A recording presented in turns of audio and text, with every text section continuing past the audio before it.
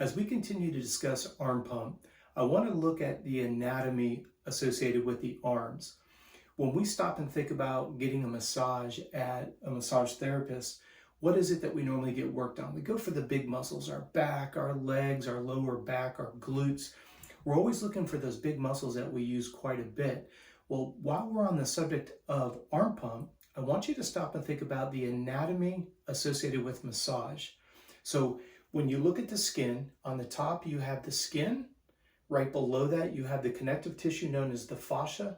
Below that you have the muscle tissue. Then we get down to the bone. So think about that as a layer.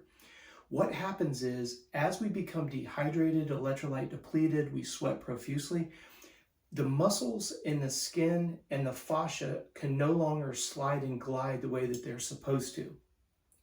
So when we're looking at dealing with the anatomy of arm pump, and now looking at what could cause the arms to pump up, I want you to look at a device. This is what we call a scraping device. I'm going to do a second video here about another device that we utilize to address arm pump directly.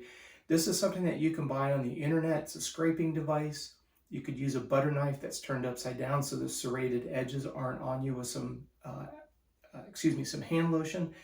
But the idea here is, when you're using the scraper, I want you to start at the wrist, be very careful of the bony area, and what you want to do is what we call the rule of 10. Do 10 scrapes, and you're not trying to literally rip the skin off of your arm.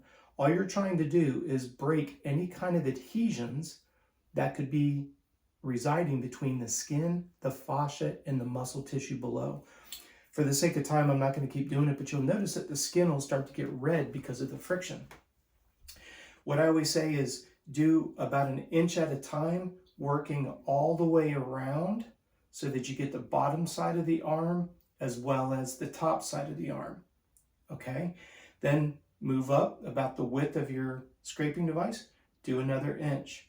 Go all the way around. And again, for the sake of the time of the video, I'm doing it relatively quickly. It's not about smashing and trying to literally rip the skin off, as I teased. The idea is a little bit of friction goes a long way.